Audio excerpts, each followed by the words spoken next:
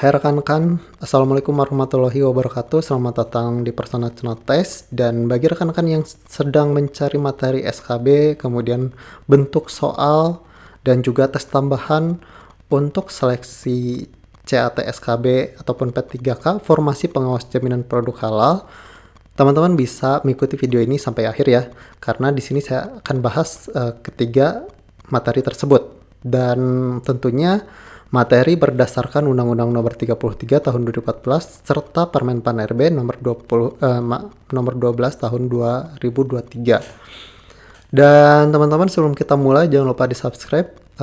Kalau sudah, mari kita mulai, dan jangan di-skip ya teman-teman. Takutnya informasi penting teman-teman terlewat, dan informasi penting itu membuat teman-teman lulus untuk SKB. Jadi jangan di-skip dulu ya. Nah, kita masuk dulu ke pembahasan awal. Jadi untuk penilaian pembuatan kelulusan atau rankingan teman-teman, 40% itu diambil dari tes kompetensi dasar dan 60% dari tes kompetensi bidang. Artinya seperti ini, jika teman-teman hasil tes kompetensinya itu kecil dan lulus untuk mengikuti SKB, tapi tes kompetensi bidangnya itu besar ya teman-teman, ini peluang teman-teman untuk lulus lebih besar daripada yang tes kompetensinya besar, tes kompetensi dasarnya besar, tapi tes kompetensi bidangnya itu kecil ya.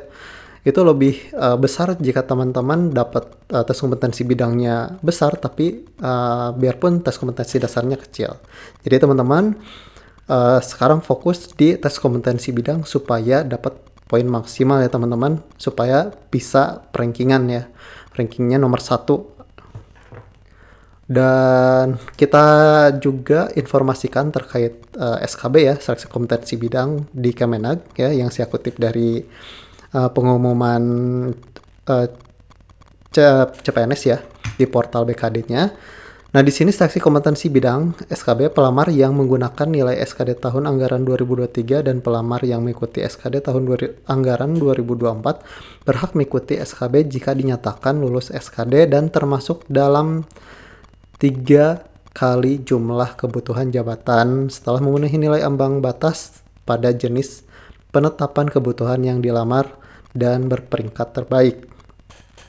Yang B, SKB CPNS Kementerian Agama tahun 2024 sebagai berikut. Tes menggunakan CAT BKN dengan bobot 50% dalam video ini, itu untuk formasi pengawas jaminan produk halal. Jadi teman-teman, bobotnya 50%. Kemudian tes tambahan berupa tes praktek dan sikap kerja berspektif moderasi beragama dengan bobot 40%.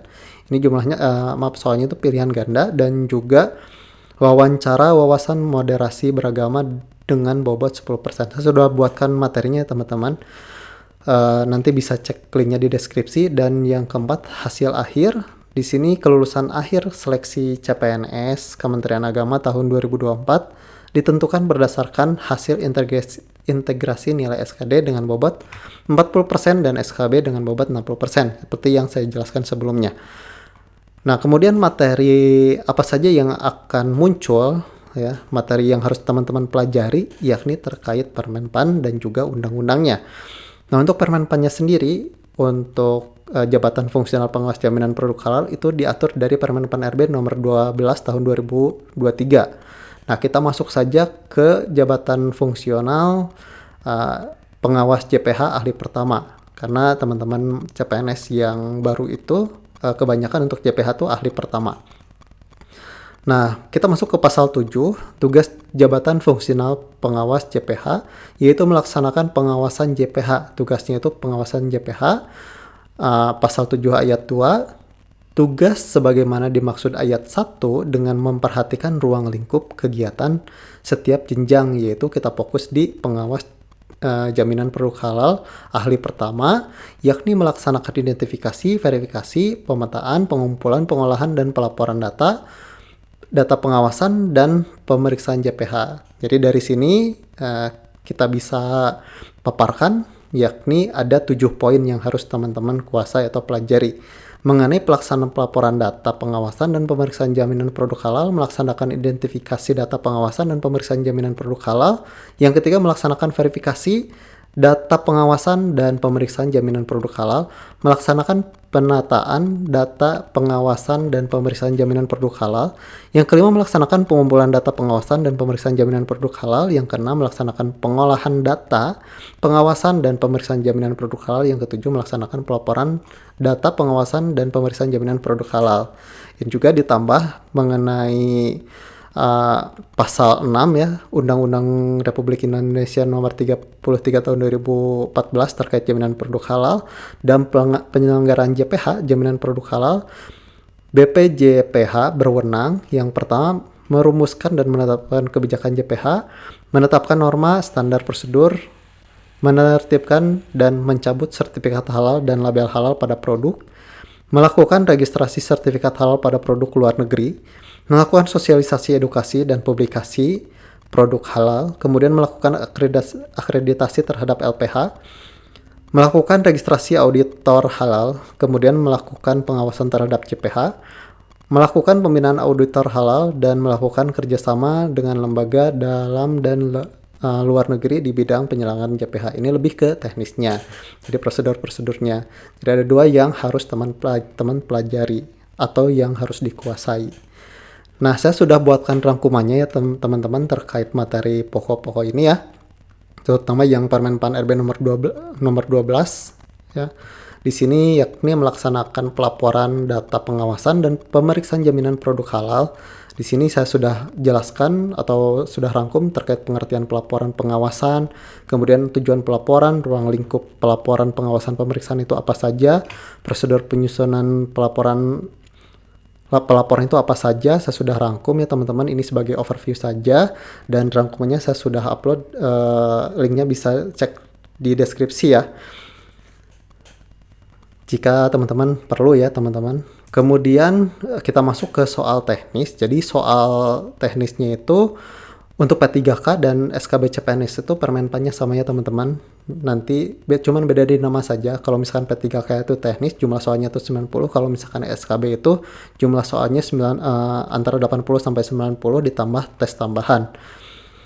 Nah, di sini untuk pengawas JPH kemana ya teman-teman? Dan soal-soal yang saya buat itu hanya mengacu pada undang-undang yang tadi ya dan Permenpan yang tadi. Contohnya seperti ini. Saya akan bagikan buat teman-teman.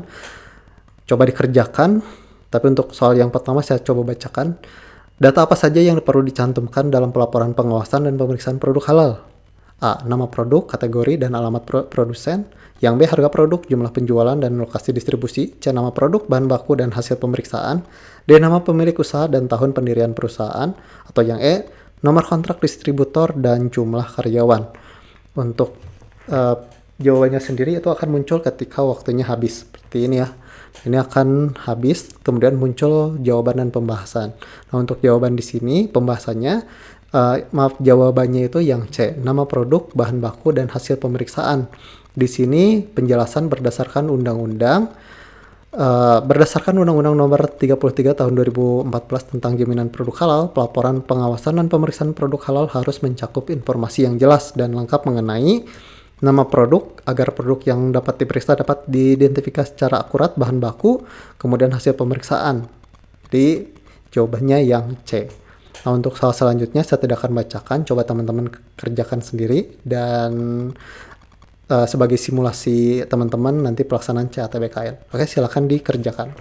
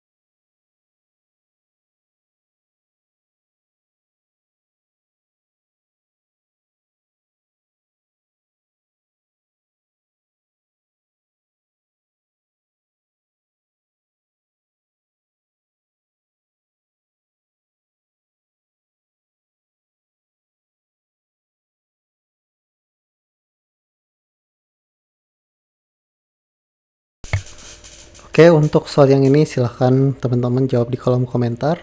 Dan jika teman-teman ingin lengkap dari materi juga soal ya, saya sudah buatkan sekitar 7 paket ya, 7 paket tryout dan juga tes tambahan modernasi beragama.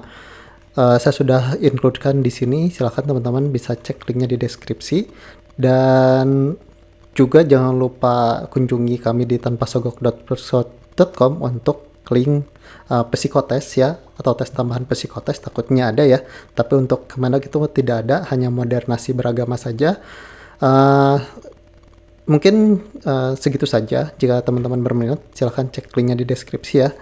Dan sekian dari saya. Wassalamualaikum warahmatullahi wabarakatuh. Semoga lolos dan jadi ASN tahun ini ya. Amin.